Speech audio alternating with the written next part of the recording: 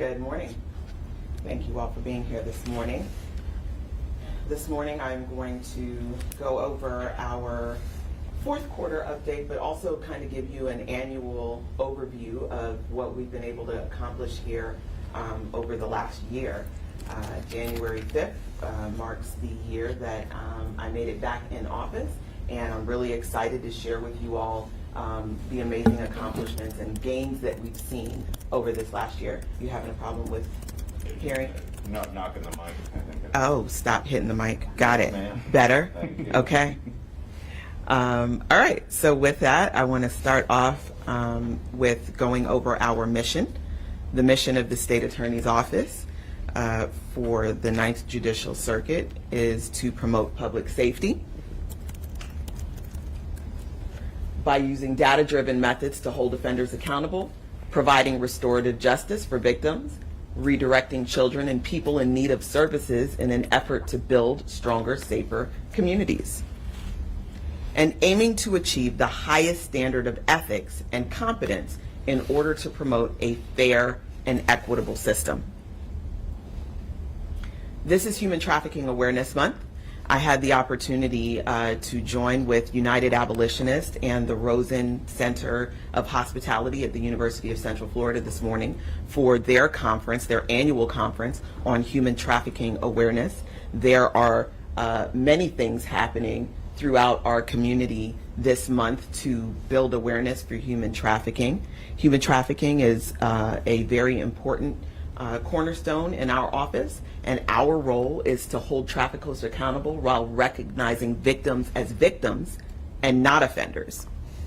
Through collaboration with law enforcement, advocates, and service providers, we work to center survivor safety and access to services. We do this through our amazing Fresh Start diversion program, where to date we have graduated 74 individuals through our Fresh Start diversion program, giving them an opportunity to break free from human trafficking. We disrupt trafficking networks. We prevent re-victimization through trauma-informed prosecution. And as I mentioned earlier, we participated in the Red Sand event in Osceola just a couple of weeks ago. We will be involved in the Red Sand event here in Orange County this coming weekend. And this morning we joined the University of Central Florida Rosen College of Hospitality and United Abolitionists in their annual human trafficking conference. A big part of our discussion in 2025 was non-arrest cases. So I'd like to provide you all with the update on where we are regarding our non-arrest cases. So for the second quarter, because our new policy began in April of 2025, we showed you the numbers of cases processed, and we showed you that for the third quarter, the fourth quarter, and our total cases processed for 2025 was 2,610. Now, I'm sure you all remember the Attorney General was kind enough to have the Office of Statewide Prosecution send us over 6 prosecutors to help us get our backlog down. So I want to report to you that over the year, those individuals processed a total of 2,610 cases. They filed, of those 2,610, 63 cases, and of those 2,610 cases, 2,547 of them were disposed of without prosecution. That's really important for a lot of reasons. I'll walk you through it if you need me to. But that was the Attorney General's, I think he referred to them as the Tiger Team. They disposed of 2,547 cases without prosecution of those cases that came in. We started with 6 statewide prosecutors assigned to us on a full-time basis. That number went down to 4 over the third and fourth quarter, and now we have 4 basically on a part-time basis working with our office. So what we saw over the year, though, was a 33% reduction in our non-arrest case backlog. That's really important because we were able to bring that number that I started with at 13,675 cases down to 9,182 cases. That's still a lot of cases, but we are down quite a bit. Interestingly, or importantly for you to note, is that the policy is working. The policy to reduce the number of non-arrest cases that we receive in this office is working. In 2023, there were 11,428 non-arrest cases received. In 2024, there was 12,118 non-arrest cases received. However, in 2025, we received just 1,682 non-arrest cases. So this is a significant decrease, and I am thankful to law enforcement for working with us to end what was something that was very difficult for us to get out of the constant non-arrest backlog. So as a result of receiving fewer non-arrest cases, you see that we are able to reduce that non-arrest backlog in addition to the help from statewide prosecutor by 33%, and we'll continue to move forward reducing that backlog as we go. All right, let's talk about our trial statistics and review 2025. So our homicide unit, including traffic homicide, leads with very strong conviction rates at 96% for general homicide and 100% for traffic homicide. Sex crimes, again, leads strong with an 88% conviction rate. It's really important to note that in the fourth quarter, they achieved a 100% conviction rate in the sex crimes unit. Human trafficking had, I think, 2 trials over the year. So when you only have 2 and you get one and lose one, it lowers your conviction rate to 50%, but still really strong work being done in our human trafficking unit.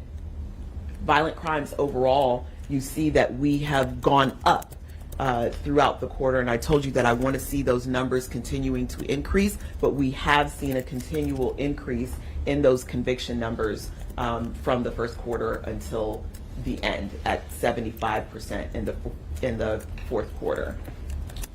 Felony domestic violence up and down, but overall 78.5% conviction rate, 100% on our animal cruelty, and 100% in economic crimes.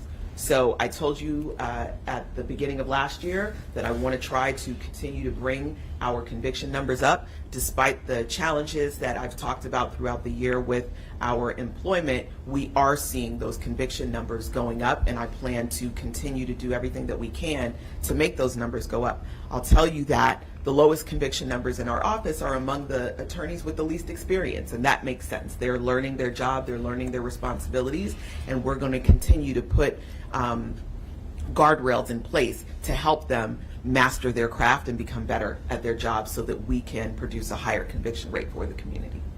But I'd like to point out to you that we are at a total conviction rate of 68.5, which is up from 2024 by about 3.5%.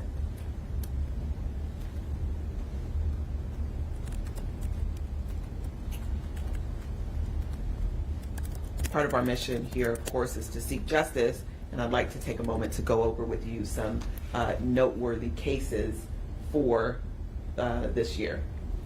All right, so the case of Brown, he received 34 years in the Department of Corrections. This was a vehicular homicide case where he was charged with reckless driving, causing serious bodily injury, and leaving the scene of a crash. Brown drove at extreme speeds while weaving through traffic before rear-ending a vehicle carrying 4 victims. The crash killed 2 victims and caused serious bodily injuries to 2 others. Brown fled the scene on foot before being located by a canine officer, and he was driving at 99 miles per hour at full throttle immediately before the crash. Mr. Brown was taken to trial and received 34 years in the Department of Corrections. In the case of Rose, he was convicted of first-degree murder and aggravated child abuse. Rhodes repeatedly assaulted his 6-year-old son, causing fatal injuries. 5 additional children were located in Rhodes' custody and found to be in living conditions of abuse and neglect. Those children witnessed the fatal assault of their oldest sibling, and after conviction, Rhodes was sentenced to life in prison, followed by an additional 35-year sentence. Skinner was found guilty of aggravated battery with a firearm. He was a convicted felon and was charged in connection with a domestic violence incident where he assaulted the victim, struck her with a firearm, threatened to kill her, and ultimately shot her in the arm. The victim sustained a gunshot wound and multiple head lacerations requiring staples. After trial, Skinner was found guilty and sentenced to 25 years in the Department of Corrections. Odij was found guilty of kidnapping with the intent to commit felony sexual battery with a firearm. He carried out a series of violent sexual assaults over a 2-month period, targeting women who were alone at a bus stop in Pine Hills. The crimes involved the use of a firearm and caused significant trauma to multiple victims. After conviction, Odij was sentenced to 3 consecutive life sentences. So these are some notable cases that took place over 2025. Now I'd like to focus a little bit on drug trafficking. So there were a total of 132 drug trafficking cases. I told you that our office was going to focus very heavily on the trafficking of fentanyl. Of the cases are 36 fentanyl cases, and in those 36 fentanyl cases, about 27 of those individuals received minimum mandatory sentences between 7 and 25 years in prison. There's a total of 816 years in the Department of Corrections that was handed out over drug trafficking in 2025. These are the various drug trafficking substances or drug types that were used, and those are the number of cases that we received in each of them. Notably, under trafficking in fentanyl was trafficking in methamphetamines, and there were significant sentences that were delivered for the trafficking in methamphetamines as well. As a result of the incarceration of the individuals in these 132 cases, our office, in collaboration with law enforcement, has significantly reduced the drugs on our street, but there's still a lot more to be done, and there's still a lot more people out there who we will need to remove from the streets to make our community safer as it relates to drug trafficking.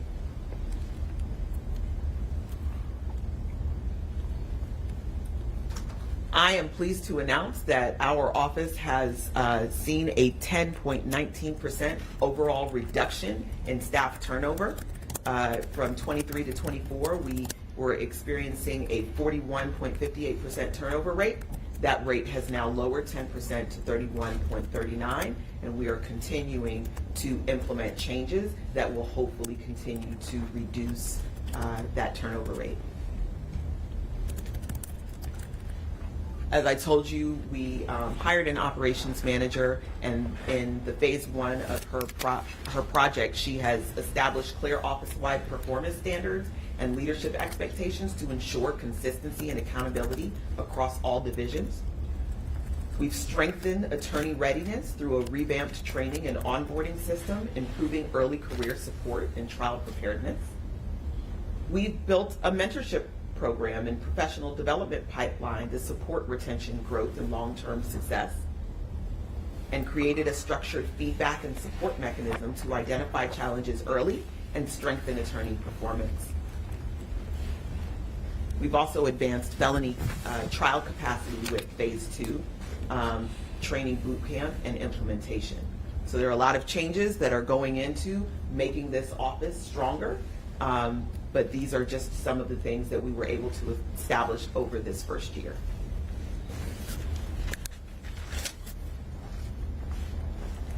I will be heading to Tallahassee this session to talk to them about properly funding our circuit. While we have done things institutionally to reduce turnover and increase attorney readiness, there still is the main thing that's out there, which is attorney salaries. So I've spoken to you all, I think, every quarter with regards to the fact that while we have the 3rd largest population, we are in 4th place as it relates to funding. And even though it's only 4th place, we are still underfunded significantly in comparison to other circuits of our size. So we have a population here of 1.7 million, but a budget of 36 million. And we are funded the lowest per capita per 1,000 people at $20,360 per 1,000 people, and have one of the lowest attorney starting rates in the community. Now, I have raised the attorney starting rate to $70,000, but that is still significantly lower than circuits across the state, and we would like to see that salary raised to $75,000 to $80,000 for attorneys starting with our office.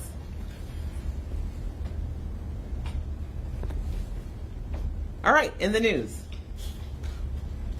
I'm sure you all know what's in the news because you're writing it. So there are a lot of things that are happening in the news right now, and I want to talk about a few of those things that we've seen as themes. First of all, it's really important for you all to understand that the system has separate roles and responsibilities, and it's important for the community to know what the role of the state attorney's office is. Our role is to file charges, the most appropriate charges in any given case. Law enforcement's role is to arrest people with the charges that they think are the most appropriate. However, once they bring those charges to our office, sometimes we add more charges, sometimes we charge different things, sometimes there are less charges, because it is our attorneys who are most well-versed in the law and what are the most appropriate charges. Once those charges are filed and the cases are prosecuted, it is the role of the judiciary, the court, the judge in the courtroom, to make decisions on outcomes. So when you see motions that are filed, it is the court, the judge, who makes a decision with regards to how those motions will be disposed of. If a case is taken to trial, generally speaking, it is a jury who will make a decision on whether or not the individual is guilty or not guilty. It's very important to understand those roles because when things are said like people didn't fight hard enough to do something, that suggests that we not only control the role of the prosecutor, but we also control the role of the court and the other parties in the system. So understanding the role of a prosecutor is fundamental to being able to have educated conversation regarding prosecutorial actions. Another issue that I want to discuss, because it is a theme right now, is mental illness and the criminal legal system. The criminal legal system is not adequately equipped to deal with mental illness, nor should it be. That is a role of community partners, that is a role of mental illness hospitals, but not the Department of Corrections or the state attorney's office. And however, studies have shown that our jails and our departments of corrections are the largest mental health providers in our communities. That's a problem. And it's a problem because when things go wrong, people are looking for someone to blame. But as a community, we have to acknowledge the fact that when the system wasn't set up for success, then there is going to be failure. And we've seen that in this most recent case involving an individual who was found not guilty by reason of insanity and was failed by the system. So I know that you will have many questions, but I want to preface this discussion with that individual went through the legal process. That process took over a year. At the time of the offense, the court found that that individual was legally insane at the time of the offense. There are differences between competency and insanity. Competency means whether or not a person can stand trial, whether or not they can appreciate the nature and consequences of what is happening in a courtroom, whether they understand what the consequences of an outcome is going to be, whether or not they're able to meaningfully participate with their attorney in the course of a trial. Insanity, though, goes back to the offense. Were they legally insane at the time of the offense? And this is a legal determination that's made based on assistance from mental health providers. The standard is whether or not they are a danger to themselves or others. Now, you may be thinking, well, obviously they're a danger to themselves if they committed an aggravated battery with a firearm. But we're not looking at the time of the offense. We're looking at the time of the sentencing. Are they a danger to themselves or others? The mental health provider in this case found that that individual was not a danger to himself or others at the time of his sentencing. And based on that, the standard that is set forth in the statute prohibits the court from sentencing someone to involuntary commitment in a mental health hospital. Even if someone is involuntarily committed to a mental health hospital, that commitment has to remain under review. And as soon as that person is no longer deemed a danger to themselves or others, then the least restrictive conditions are required to be put in place. And that is release into the community. Now, I have researched into this case since the latest event has taken place, and what I found is that that individual was sentenced to conditional release, and that conditional release was that he would continue treatment with an outpatient community partner. My understanding is that that treatment was originally costing $7 a month, and that after a period of time, that $7 a month bill went up to $150+ a month, and that the individual was no longer in compliance with his treatment because of inability to pay for that treatment. And now here we are with individuals who need mental health treatment and don't have access to that treatment. Bad things happen, and that's what we're dealing with.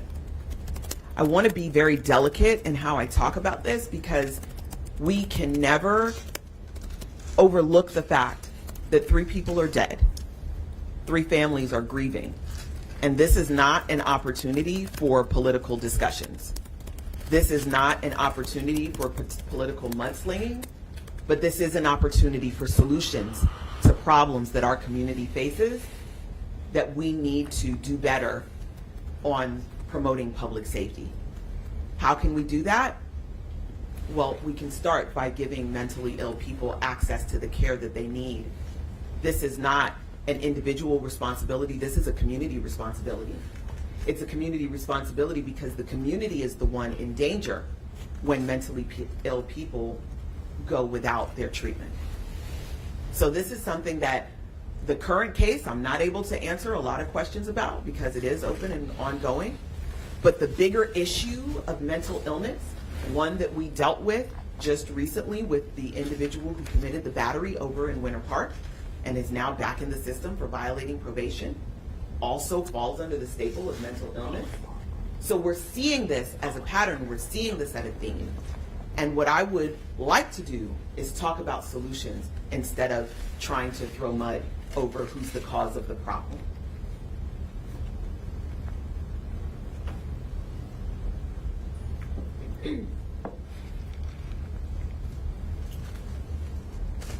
As I go to Tallahassee over this legislative session, these are the themes that we'll be discussing. You know that there's the mental illness component, there's juvenile justice that I've talked to you about on many occasions, that we need to make changes in our juvenile justice system.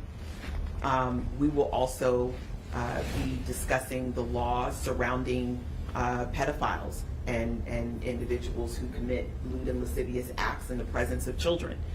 So these are the things that we'll be discussing with the legislature in hopes that we can bring back real changes that actually protect our community and build stronger, safer communities instead of talking about the problem and looking for someone to blame. So with that, I'll open it up to your question. So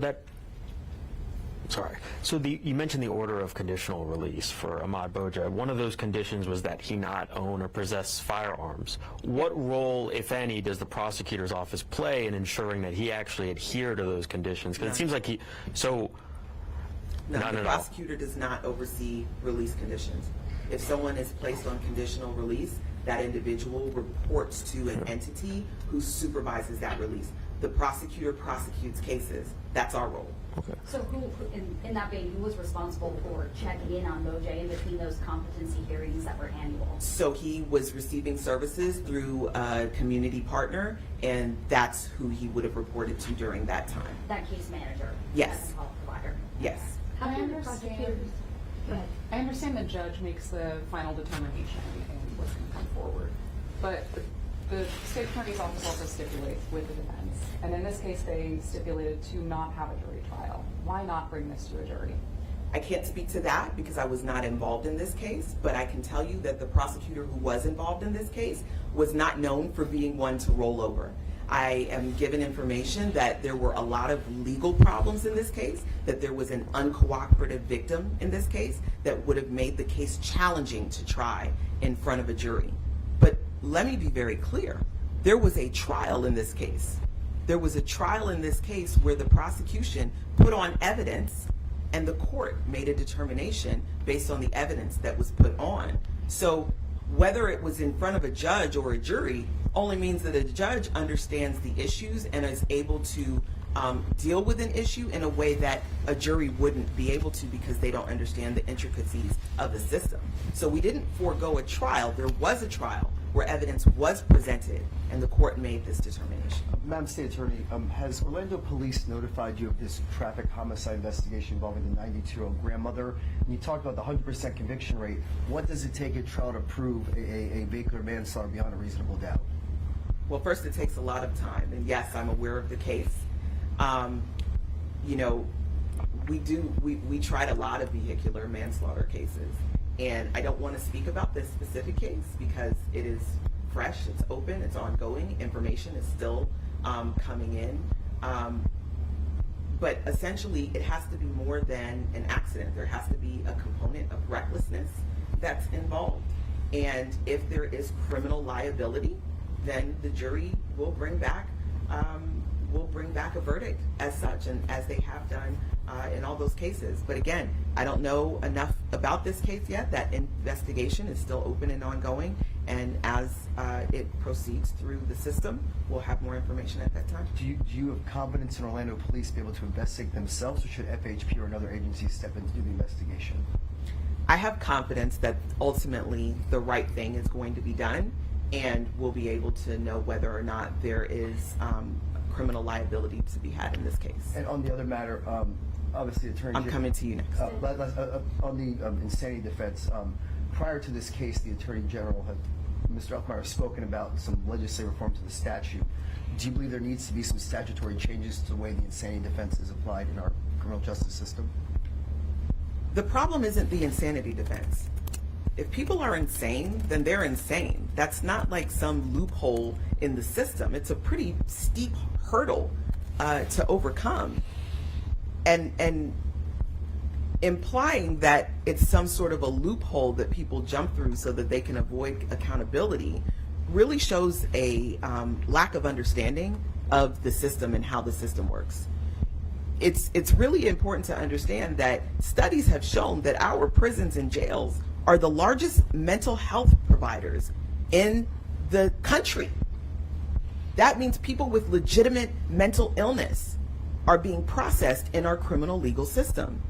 So I believe that changes need to be made to address mental illness. That's how we keep our community safe. Pretending that it doesn't exist and pretending that this is just some sort of a gimmick that people put up so that they can avoid liability is what puts us in the position that we're in right now, where we're having to deal with these terrible tragedies. Thanks for your time. Quick question. So the Osceola County Sheriff's Office has told us that they've received about 41 calls to the specific residence from 2006 to present day involving the suspect in the triple murder case. And of course, we're talking about mental health today and the 2021 decision by the judge who acquits him. How can your office move forward and have more accountability, especially on the overall justice system, as we look at, of course, the combination of the calls? There was obviously a presence of this man in his neighborhood by the sheriff's and the sheriff's office, but also just looking at mental health in the future to prevent these sort of repeat offenses in future cases. Yeah, thanks for your question. So it's first important to understand that calls to law enforcement does not equate to cases in the state attorney's office, right? So while there may very well have been 41 calls, I believe we have 3 cases in our office. So if we don't know what's happening, there's certainly nothing that we can do. And I'm not implying that we should know every time a call is made. I think that it is collaborative effort from law enforcement, from the legislature, from the state attorney's office, in order to ensure that when we have someone who is flying on our radar as someone who has mental illness, that we're ensuring that we are doing as a system everything we can to have that mental illness addressed. understanding that if we don't, these are the outcomes that we are risking happening. So it is in everyone's best interest for us to act and ensure that we protect the community by, making sure that people are in compliance with their mental health treatment. However, the government has to do its part. We have to provide those services. When someone is ordered into treatment, we can't change the cost of that treatment from $7 a month to $156 a month and not expect there to be a decrease in the treatment. That's just not realistic. So while we're looking at, what are the things that are worth funding in our society, we need to look seriously at mental illness. And are you all aware of other cases where maybe people are not meeting their compliance? Maybe they haven't been a repeat offender, but where they were ordered to follow through with mental health treatment, and then their prices have changed somewhere from $7 to $150. Are you aware of that being a problem in Orange and Osceola counties? So I'm not aware of specific numbers of how it may be a problem, but I can tell you that it just makes sense that that's going to be a problem. I just learned that information regarding the change in the price of coverage this morning. But I can imagine that if it was a problem in this case, that it's a problem in many other cases.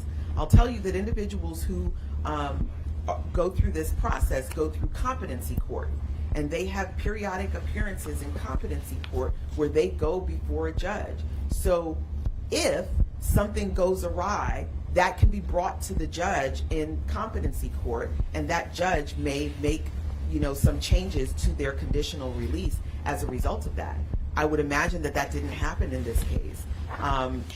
And questions as to why it didn't happen in this case, I think would have to be directed towards the case manager and the agency who was responsible for his supervision.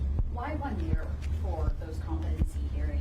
Who made that determination that would be seen every year? What do you mean? For the annual competency hearings that he was having, why wasn't it 6 months, 3 months? Why 1 year instead of? So again, the court makes that determination in conjunction with the mental health provider, right? So we are lawyers, we are not doctors. We have JDs, not MDs.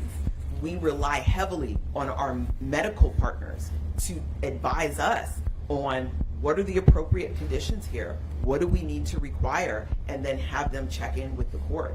So in this particular situation, the mental health provider said that this individual wasn't a danger to themselves or others. The court made a determination that there would not be any involuntary commitment, and then the person went into the system. And unfortunately, this was a situation where things went wrong. And the increase of the treatment costs too, was that ever reported to the judge in this case, or how did that information come about? So I can tell you that I don't believe it was, and the reason I can say that is because as I researched that information, it was not in our system that had taken place, nor were there any violations of release conditions reported in our system. I only became aware of that information because someone called and told me this morning.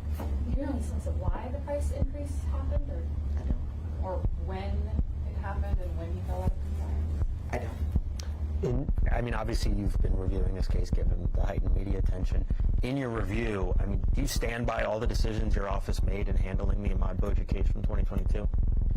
So I want to say this.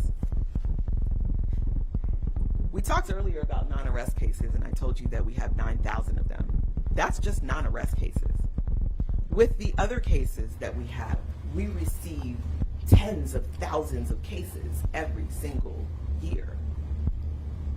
I know that when blame is thrown, it is natural to throw that blame at me because I am the person elected to be in charge of this office. But I want to, on a case-by-case basis, make sure that you all are aware. This is the first time that I have ever been made aware of this case. I will tell you that I have full confidence that the individual prosecuting this case was a professional, very zealous advocate for justice, and he would not have made any decisions that were based on anything but fully complying with the law. So there was nothing you flagged in your review? Absolutely not. Okay. Absolutely not. Zooming out, obviously we're all aware of this at times acrimonious relationship you have with the Attorney General. I do not have an acrimonious strongest relationship Well, with the sometimes Attorney it's General. perceived that way. There has been tension. I We've don't seen- have a relationship with the Attorney General at Understood. all. Well, there's been a back and forth that's been made public, and you said in your latest statement regarding the Ahmaud Boja case that you're still willing to have a serious conversation. I guess we can quibble about, who should call who, but have you had any conversations with the Attorney General privately? Have you picked up the phone to call him? Have you thought about picking up the phone to call him? I've reached out to the Attorney General as well as the Governor's office on multiple occasions asking for meetings. I will do that again before I go to Tallahassee. Whether or not they meet with me is certainly not within my control. But yes, I have made every effort to reach out to discuss these matters that have been discussed so privately, so that we could actually get to solutions and do less of them. And they haven't been receptive. They have not responded. So when the gentleman is conditioned by a court to get mental help and everything like that, in a sense, just like somebody on probation, if they violate that instantly, probation officers know, law enforcement know. Was that a condition of this, that if he stopped going to counseling or getting mental health, that you or the court or law enforcement or probation officer, somebody would have been notified right away of that? Should have been, yes. In a perfect world, if the system is operating in the way that it should have been, there should have been a violation of conditional release that was filed by the supervising agency, and that should have been, dealt with accordingly in the competency court.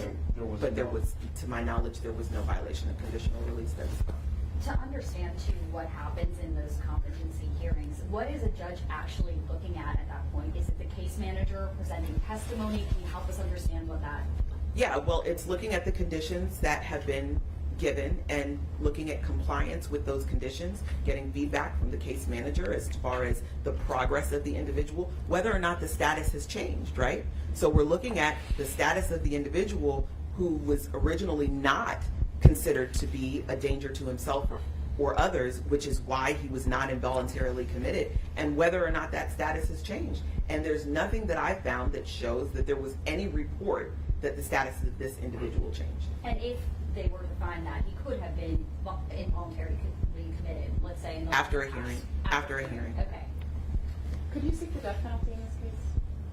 I'm not going to discuss what could happen in this case because it's open and ongoing, and that would be inappropriate for me to do so. Going into the non-arrest cases, of the 63 filed cases, what sort of charges are we looking at here, and what does it say that just 63 of the 2,600 that were processed resulted in prosecution? Well, I think it says that 63 of the 2,600 cases were appropriate for prosecution. There's a lot of reasons, though, that cases are not found to be appropriate for prosecution. Some of that has to do with simply just the length of time. You lose touch with your victims, you lose touch with your witnesses, evidence, disappears. So it's not necessarily resting with any particular entity, but it is illustrative of what I said to begin with. Processing 13,000 cases of backlog is not going to result in protecting community safety. What it is busy work that keeps our prosecutors from focusing on what's here and now, the cases that were serious enough for law enforcement to arrest someone on, and the cases that deal with violent crime and drug trafficking, and the things that we actually need to do to protect our community. It distracts us from that because it is our responsibility to get through those 13,000 cases. But as you can see, of the 2,600 cases that have been disposed of, only 63 of them were found to be worthy of prosecution.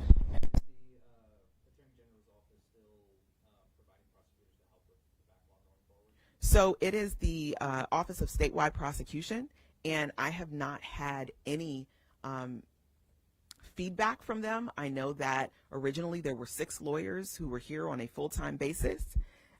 In the third quarter, that dropped to 4 lawyers here on a full-time basis. To now here in the fourth quarter, it's 4 lawyers here on a part-time basis. So from that, I've gleaned that they are slowly, taking down or reducing the assistance that they're providing regarding this backlog. Again, we've seen a 33% reduction in the backlog, so for that I am grateful. I don't know if or when that help will cease to exist.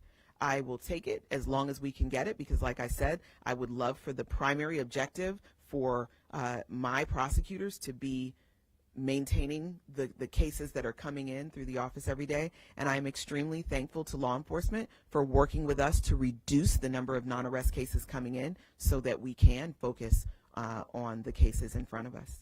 I was going to ask you more about that. Mhm. So making sure I have my timeline right. You had set up this policy essentially saying, law enforcement, you got to help us out. You keep bringing these cases that we can't do anything with, and it's wasting everyone's time, upsetting everyone. The Attorney General said, oh, looks like you need help. Here are some lawyers. You said, thanks, we'd love some lawyers. That reduced the number of cases. But it seems like law enforcement has also responded and adjusted their practices. So what's changed for them in accordance with that policy? Or like, how has that relationship changed? So they are making arrests on cases that are serious enough that warrant arrest. They are talking to us about cases that need them to consult with us before they make a decision. We are accepting those cases that are not appropriate necessarily for an arrest warrant. And there's a lot less just, unnecessary paperwork being sent over on things that we all know are not things that can be prosecuted. So we are literally working collaboratively to reduce some of the red tape in the system that keeps us from getting to the real heart of the work that we do. What are some examples of those cases that you would be able to move forward with? Yeah, so cases of mutual combat where two people are fighting and we don't know who the aggressor is. We don't know who the real victim is. So they would send that over as a non-arrest case, and we can't figure it out because we weren't there. No one was on scene. There aren't any witnesses who are going to tell. So that's an example of a case where, there's nothing that we can do with that case. A case where there isn't probable cause. Right? If there isn't probable cause, then we're certainly never going to be able to prove the case beyond a reasonable doubt. So, and cases typically don't get better over time. They usually deteriorate and become worse over time. Cases where victims aren't willing to sign sworn statements. Typically, if the victim is not cooperative and that's the only way, sometimes we can prove a case without a victim, but when we can't prove a case without a victim and the victim is not willing to sign a sworn statement, it's very difficult for us to go forward from there, as I mentioned earlier, with the case that we are, talking about today. So reducing those sorts of cases has made it tremendously easier for us to reduce that backlog. I do want to ask too, you back to the Ahmaud Bojai case, you had mentioned that you believe the system had failed him in this case. What do you think, or what would you pinpoint as the inadequacy in the system that led to this failure? Just the way we deal with mental illness, altogether. I would have liked to seen him be involuntarily committed. If I'm being honest with you, I would have liked to see that happen, and then stage out to a place where we can say, yes, for certain, this person is no longer a danger to themselves or others, and we can. But I'll tell you that the reason that was found that way is because at that time he was compliant with his medication, and he was deemed to not be a danger to himself or others as long as he was compliant with his medication. But I would have liked to see that just as a way for us to start and then have him released gradually over time. I think that increasing the cost of mental health treatment is egregious. In the same way that someone has cancer, needs treatment, and they shouldn't be told that they're going to die because they can't afford it, someone with mental illness needs treatment, and they shouldn't be left unchecked because they can't afford it. So we have to do a much better job as a society in addressing mental illness, because I care about people, sure, but also because it puts us in danger when we let mental illness go unchecked. Just to put a button on it, do you have any idea how he was able to obtain a gun, and is that going to be part of your investigation? I mean, obviously he was not a convicted felon, so that's not going to result in a charge, but So he violated that condition. So law enforcement is going to do their investigation, and they're the ones who will provide us with that information, and then we will take the appropriate steps from there. All right, I'm going to give you one more thing because I'm told I need to wrap it up. Okay, thank you. So just looking back, so you said you would have liked to see Boja go into involuntary commitment. But my understanding is it's the state attorney's office that stipulates to allow the outpatient treatment. So the statute doesn't allow it. If the mental health provider says that the individual is not a danger to themselves or others, the state nor the court can involuntarily commit someone, right? So it isn't a matter of stipulating because we want to roll over and let it happen. This is the state of the law. There are criteria for involuntary commitment. And if the individual doesn't meet that criteria, there's nothing that the state or the court can do differently that's within the confines of the law. Thank you all.